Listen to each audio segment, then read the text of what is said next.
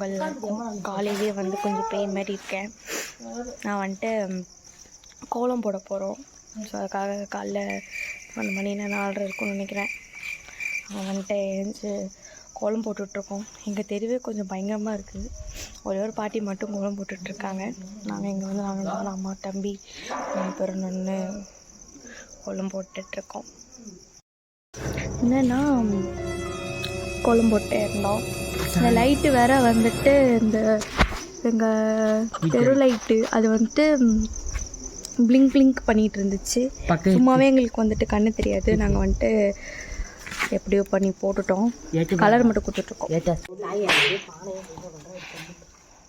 இது ஒரு இது அது ஒரு இதாக இருக்கு பாருமா லென்த்து. அது டெமோ பாப்பு, அதுக்குள்ளே வரையணுங்கிறதுக்காக வேற ஒன்றும் இல்லை. இது சக்கப்பங்க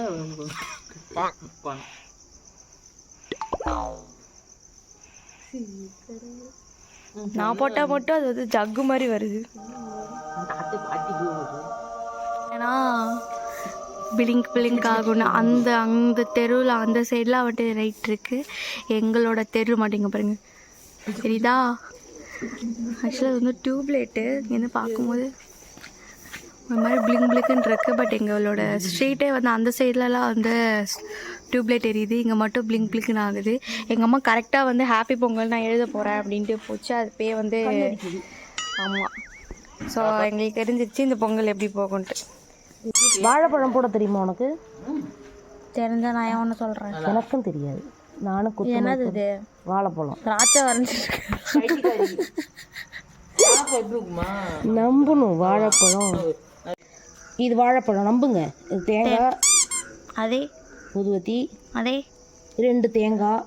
ஓ அதுவும் தேங்காய். அது நடுவில் முட்டை முட்டை சக்கரை பொங்கல் வெண்பொங்கல். இங்கே காக்கா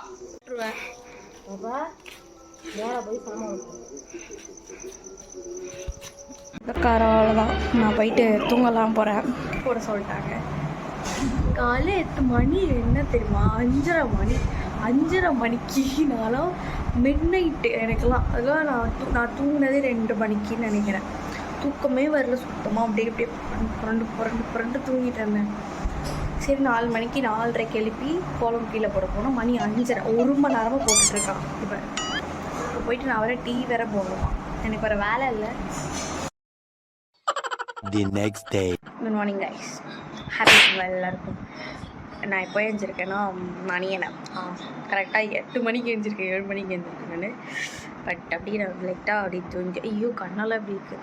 அப்படியே தூங்கினேன். ஃபோன் பார்த்தேன். இப்படியே தான் இருந்தேன். இப்போ போயிட்டு குளிக்கணும். அதுக்குள்ளே எங்கள் அம்மா எல்லா வேலையும் பார்த்துட்டாங்க. போய் குளிச்சுட்டு சாப்பிடுவோம். அப்படியே வந்து இட்லி தக்காளி சட்னி இதெல்லாம் போட்டு சாப்பிட்டுட்டு இருந்தேன். அப்புறம் அதே சமயத்தில் வந்து பொங்கல் வந்து அம்மா வச்சுட்டாங்க. ஸோ இது வந்துட்டு சக்கரை பொங்கலாம். அப்புறம் அது டீ அது வந்து கண்டுக்காதுங்க. பக்கத்தில் இருக்கிறது இது வந்து சக்கரை பொங்கல் தான். அண்ட் இதுக்கப்புறம் இது வந்து வெண்பொங்கல். கரெக்டாக தான் சொல்கிறேன். ஆமாம் வெண்பொங்கல். அப்புறம் இந்த பூஜைக்கும் நாங்கள் வந்து ரெடி பண்ணிகிட்டு இருந்தோம். பொங்கலுக்கு வந்துட்டு நம்ம வச்சிட்டோம். இன்னும் அது வந்து பொங்கல் தான் பாக்கி. அப்புறம் பூஜைக்கு தேவையான அந்த படிக்கிறதுக்கு தேவையான எல்லா திங்ஸுமே வந்து படைச்சாச்சு. ஸோ படிப்போம்.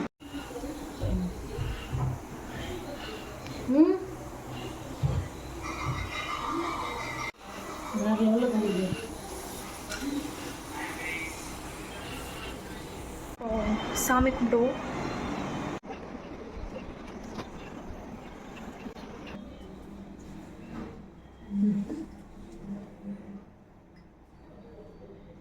சாமி கும்பிட்டோம். இப்போ போயிட்டு பொங்கல் சாப்பிடுவோம். தீவிர அப்படியே வந்து சாமிக்கு அபிஷேகம் பண்ணிட்டு இருந்தாங்க. பார்க்க ரொம்ப நல்லா இருந்துச்சு. ஸோ அதை அப்படியே பார்த்துட்டு நான் வந்துட்டு பொங்கல் சாப்பிட்டு ஸ்டார்ட் பண்ணிட்டேன்.